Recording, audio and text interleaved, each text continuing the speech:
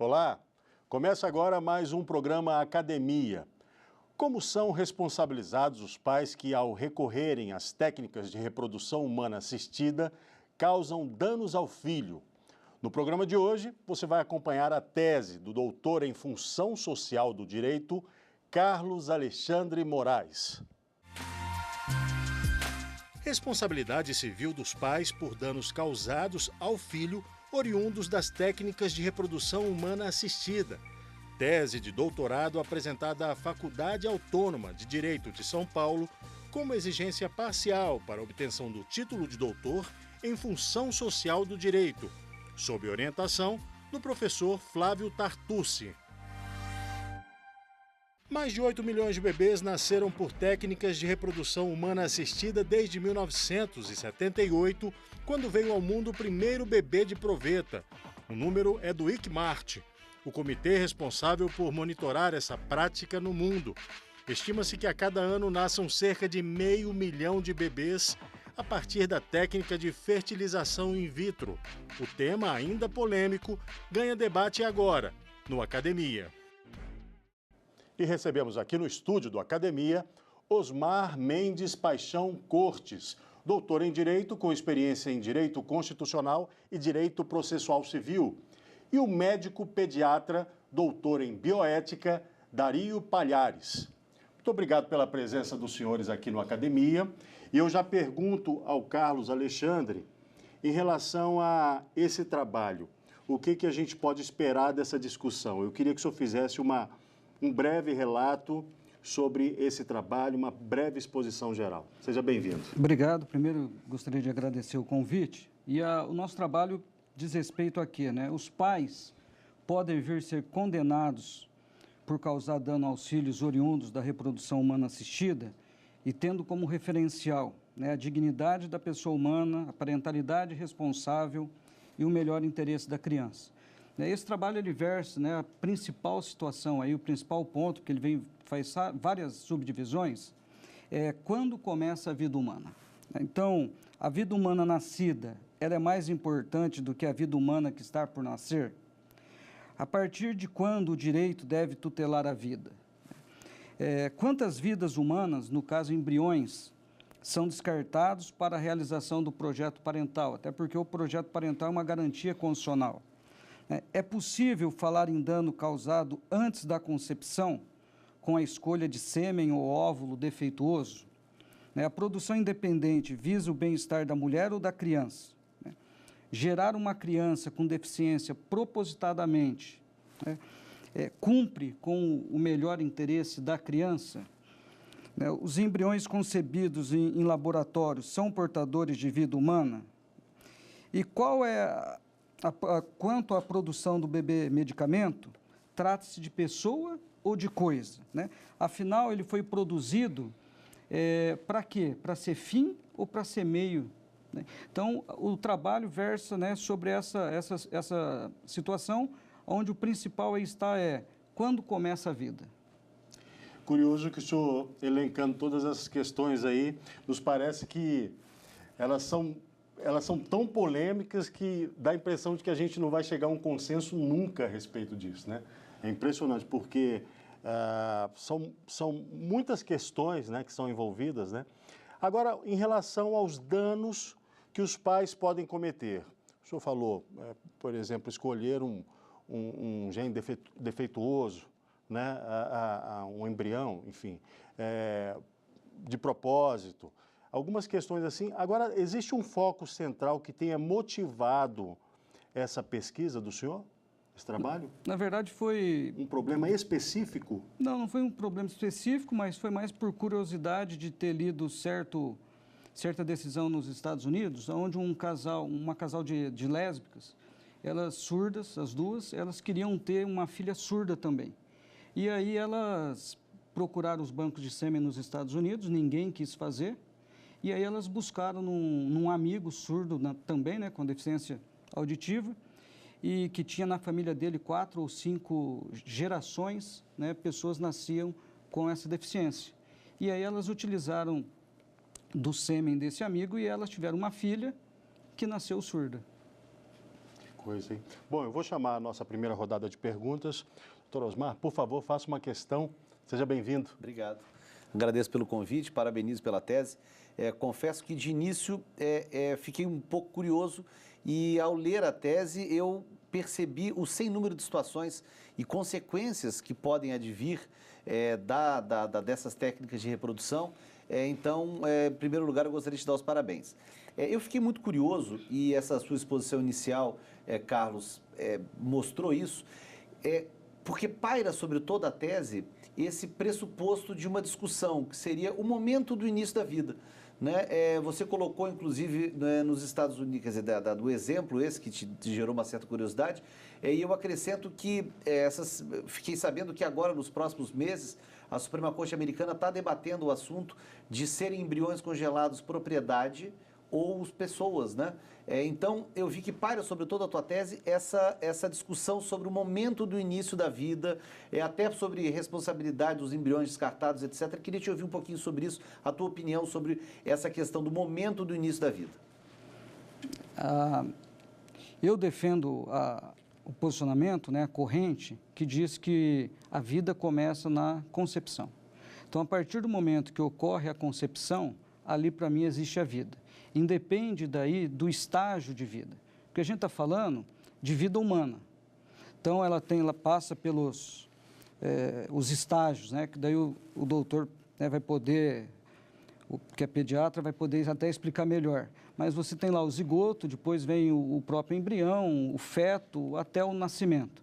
Quer dizer, na verdade, para mim, desde da fecundação, né, até o nascimento, o que nós temos ali? Nós temos a vida. A única diferença é o estágio que essa vida está. Qual é a diferença quando você faz lá 5 embriões, né? Onde para poder escolher, inclusive, qual é mais viável? Mas vamos supor que esses 5 sejam viáveis. Então, se os pais escolher 1, 2, 3, 4 ou 5, um desses 5, não vai fazer diferença que o filho vai nascer saudável, sem nenhuma deficiência. O que difere o número 1, do 2 e do 3 ou do 4 e do 5? É só o fato dele ter sido implantado no útero da mulher e o outro foi colocado dentro do congelador. Então, né, defendendo a corrente que diz que a vida, ou melhor, né, que a pessoa começa, a própria vida começa na concepção, né, esse é o nosso posicionamento em relação ao início da vida. Maravilha. Perfeito. Eu vou pedir uma pergunta agora ao doutor Dario. Seja bem-vindo, doutor Dario, doutor em bioética, mais uma vez se deparando com um assunto tão polêmico, né? Sim, exatamente. É muito bom estar aqui. E porque justamente a bioética, os debates são assim, eles são trágicos, porque a gente não tem uma resposta pronta e fechada, né? Os dois lados têm sempre parte da razão. Quando um lado tem razão total, já não é mais um debate bioético. Justamente a bioética está nesses limites que tensionam os valores morais, os símbolos humanos, né? E essa questão da reprodução assistida realmente é um momento que tensiona em vários aspectos nossa percepção sobre, por exemplo, o início da vida humana, que é um tópico central no seu trabalho. Por quê? A experiência humana aqui, nesses milhares de anos, milhões de anos que estamos aqui, é que o zigoto, uma vez formado, ele vai ser imediatamente, continua seu desenvolvimento no corpo da mãe. E essa técnica, justamente, veja, esse desenvolvimento inicial já não está sendo no corpo da mãe, já está sendo no laboratório. E mais ainda, esse zigoto, uma vez formado, ele não é implantado de imediato, ele normalmente é congelado para que aquela mãe possa preparar seu útero, então ele ser implantado. Então, o que acontece? Quando a gente pega esses embriões formados e congela, duas coisas acontecem. Primeiro, que 10 a 20% morre ali.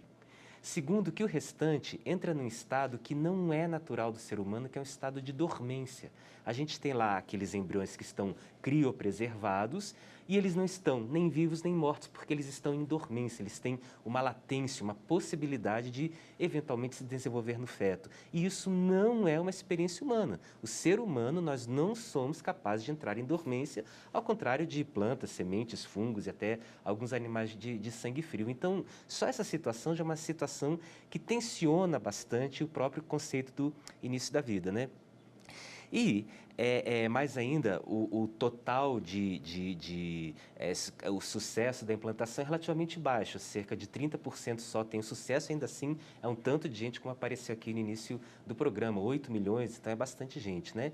Então a gente pode pensar, poxa, será que preocupa mais todos aqueles embriões que vão ser formados e que não vão virar fetos por N razões, ou aqueles embriões que representam uma esperança justamente de poder dar continuidade da espécie humana, né? Então, queria que você ponderasse isso. Certo.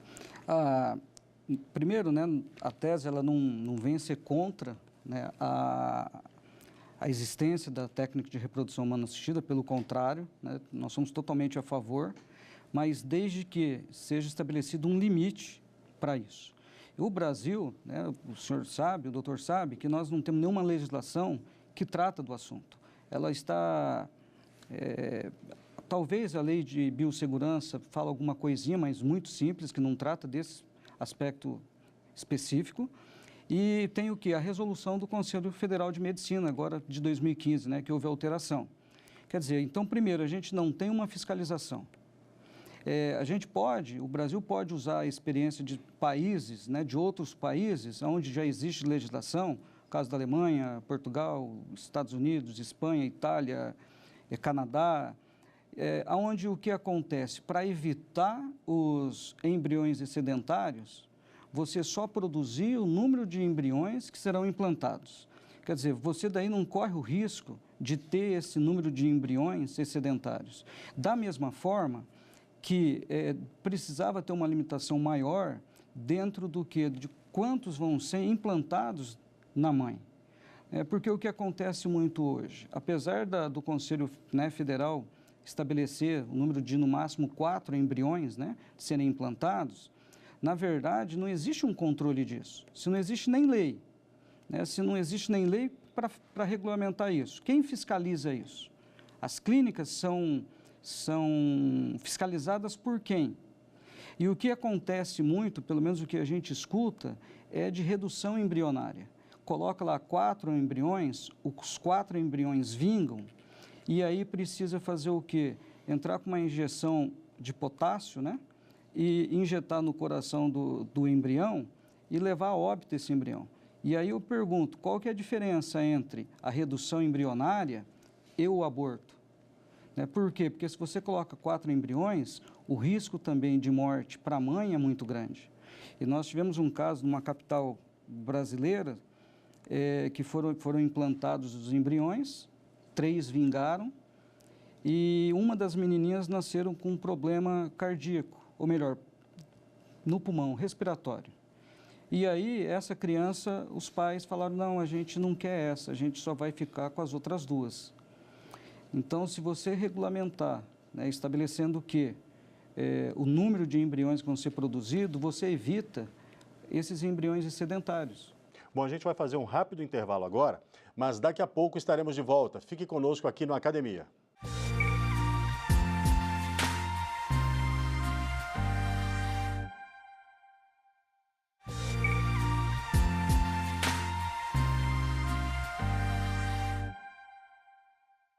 O Academia está de volta hoje com o tema A responsabilidade civil dos pais por danos causados ao filho oriundos das técnicas de reprodução humana assistida. Com o expositor Carlos Alexandre Moraes e os convidados Osmar Cortes e Dario Palhares. Carlos, eu quero fazer uma pergunta para você que é o seguinte. Você acha que a manipulação genética para evitar uma doença, por exemplo, ela viola a dignidade da pessoa? E se acha isso, por quê? Não, nesse caso específico, você usar a manipulação genética para resolver um problema, para evitar um dano que pode ser evitado, se você não utiliza, é até uma questão, eu acho que fere até a própria ética. Por quê? Porque se a humanidade tem esse conhecimento, se é possível você evitar uma doença, principalmente, né, vamos citar um exemplo, no caso de meninas que podem nascer porque a mãe é X tal, e pode nascer com uma doença, e que você pode ir lá e tirar, né, esse gene que levaria, né, essa doença para a filha que está para nascer, deve ser evitado, né? Quer dizer, se pode ser feito isso. Uhum. Isso a gente está muito avançado nisso hoje, né, doutor Dario? É possível fazer isso, né? Manipular de forma a você evitar que um bebê nasça com determinada doença? Olha, Ou depende? Exatamente, depende, né? Assim, é uma possibilidade, são técnicas que existem, né? Essa área de reprodução humana assistida, a cada 5 anos muda muita coisa em termos de como é feito o procedimento, em termos de custo, em termos de acesso, em termos de novos conflitos que vão surgindo a partir disso. Mas essa manipulação genética, sim, ela foi possível.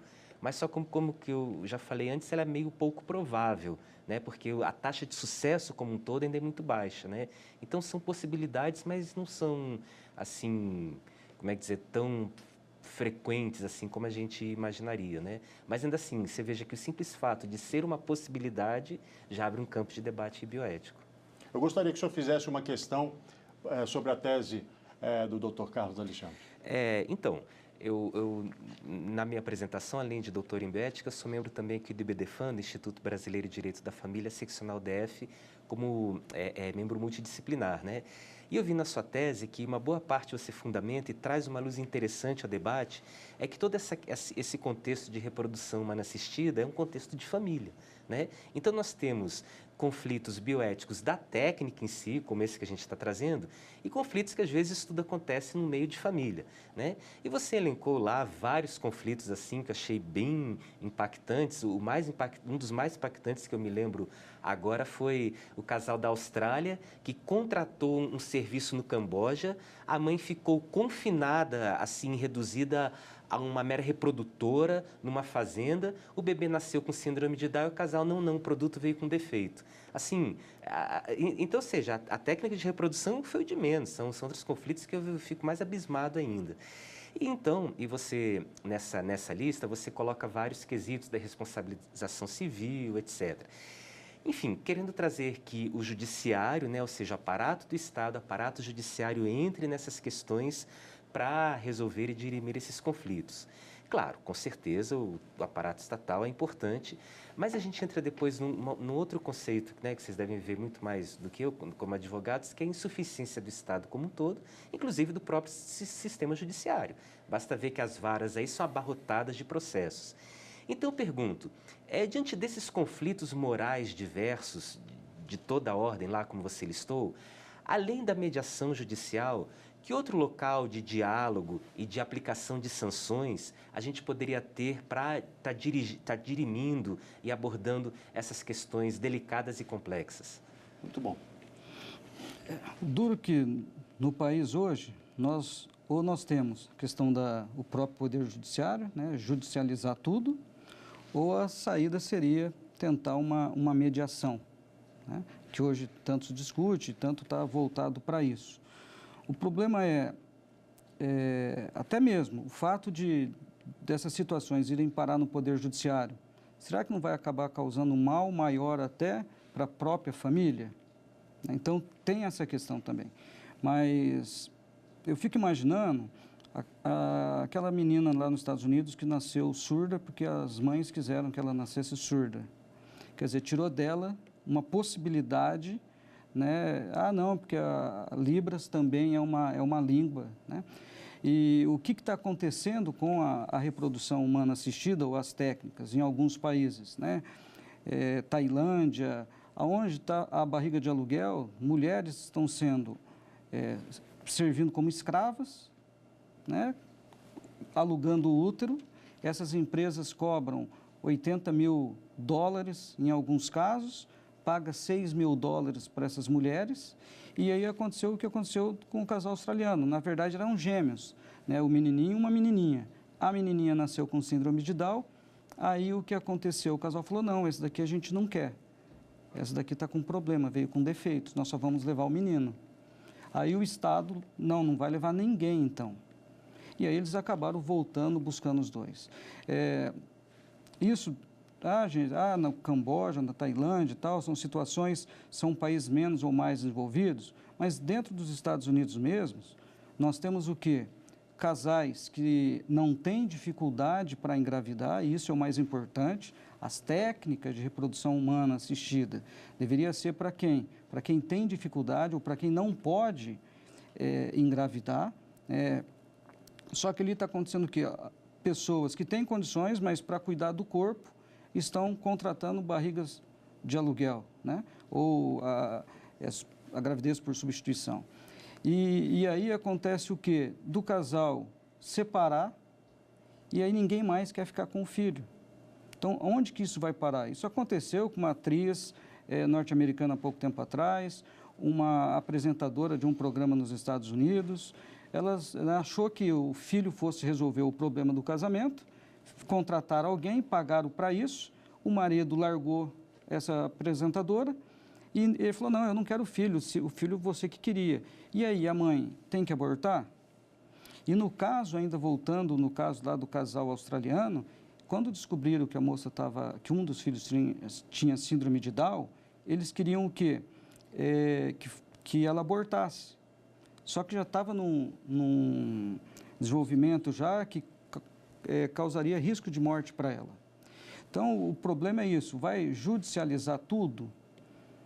Hoje é o que nós temos, até porque nós não temos nem lei para tratar do assunto, a gente não tem legislação para isso. Volto a dizer, né, as práticas, elas não é 100%, realmente, só que quem está fiscalizando isso? Quem diz que não está ocorrendo eugenia? Tanto eugenia para melhorar, quanto eugenia para gerar pessoas com deficiência. Nos Estados Unidos, hoje, 3% dos casais que buscam bancos de embriões, buscam embriões com deficiência. 3%. Qual é o motivo disso? O que leva a buscar pessoas com deficiência?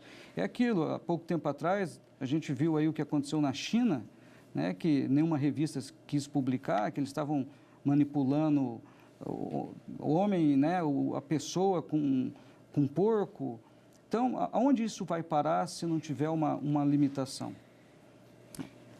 Bom, para variar, o que a humanidade vem fazendo, né? O problema não é a técnica, é o que a gente tem feito dela. Não é isso, doutor Osvaldo? É verdade. E, Carlos, indo um pouquinho além sobre esse sem número de problemas que podem surgir, lendo a tua tese, me surgiu situação muito prática, por exemplo, de não só a responsabilidade, mas de problemas sucessórios que podem surgir. Então, imagine a utilização de um embrião pós-mortem. Não é? O filho nasce como se tivesse voltado para o passado, sendo que já houve a distribuição do patrimônio, já foi aperfeiçoada a sucessão. Então, até problemas desse tipo podem surgir. E aí eu te faço uma pergunta. Pela leitura, pela pesquisa que você fez e considerando essa nossa quase que ausência de regulamentação, exceto uma ou outra resolução e tal, considerando o exemplo do direito estrangeiro que você pesquisou, o que é mais importante ser regulamentado? A gente tem uma regulamentação mínima, tem uma regulamentação exaustiva. Quais os pontos principais, considerando a experiência no direito estrangeiro, o que é mais importante ser regulamentado aqui no país? Na verdade, eu acredito que toda reprodução humana assistida ela deveria ser regulamentada, desde o que quem pode fazer uso dela. É o que eu falei, se a pessoa ela não tem dificuldade para engravidar, ou ela não está impossibilitada de engravidar, a pessoa não produz espermatozoide. Esse tem o direito de fazer uso. Né? E também o que? Considerando, claro, o posicionamento que eu adotei da teoria concepcionista. Gerar o número de embriões que vai ser implantado, para quê? Para não gerar esses embriões excedentários. Porque nós estamos falando de vida humana. Para mim, não existe diferença entre o embrião que foi colocado na geladeira e o que foi implantado. A questão é só o desenvolvimento de vida. Nos países estrangeiros, o que está acontecendo? E aí é uma questão que eu acho muito interessante para a gente discutir aqui, quem pode fazer uso disso também? A mulher solteira, viúva, homossexual, pode fazer uso da reprodução humana assistida? Tratando sempre, voltando, que a tese ela foi trabalhada em cima do quê? Do princípio da dignidade da pessoa humana e do princípio do melhor interesse da criança. Porque quando você fala de reprodução humana da solteira, da viúva, você não causa tanto choque na população. Mas quando você fala que é de homossexuais, aí, né, a bandeira da homofobia levanta. Mas a questão essa criança, o que é melhor para ela? Ela ser criada numa família com o pai e com a mãe, ou só com o pai ou só com a mãe? Eu não estou entrando na discussão, né, homoafetiva, não estou entrando nessa discussão. Agora, o que é melhor para a criança, considerando o quê? Um princípio constitucional do melhor interesse da criança, né? Sempre lembrando isso. Então, no direito estrangeiro, existem algumas limitações, todos os países não, mas a própria Alemanha, né, limita a 2 embriões, permite só pessoas casadas. Tem países que não permite que seja usado por homossexuais e nem por casais que têm uma relação, uma união estável. Na questão do pós-morte, né, aí é uma discussão ainda mais complicada ainda, porque esse filho, ele deixa de ser filho? Né? E como que faz? Né? A única saída que eu vi, doutor, foi o quê? Ele entrar com um pedido, com uma petição de herança, e que a herança não tenha sido, né, o inventário não tenha sido feito, o inventário não tenha sido feito há mais de 10 anos, que a gente cai lá no artigo 205, né, do Código Civil. E ele entrar porque ele não é filho, a Constituição Federal não traz que os filhos não podem ser tratados de forma diferente, não está dizendo a origem desse filho. Se é filho do casamento, se é fora do casamento, se é por reprodução humana assistida. Parabéns pelo trabalho do senhor, muito obrigado por vir aqui compartilhar suas ideias. Muito obrigado também, doutor Osmar, doutor Dario, muito obrigado. O Academia fica por aqui, mas você pode assistir a íntegra deste e de programas anteriores na internet. O nosso canal no YouTube é TV Justiça Oficial. O nosso e-mail para sugestões e também para você que quer apresentar aqui sua tese ou dissertação é academia@stf.jus.br. Até o próximo programa. Saúde e paz para você. Tchau.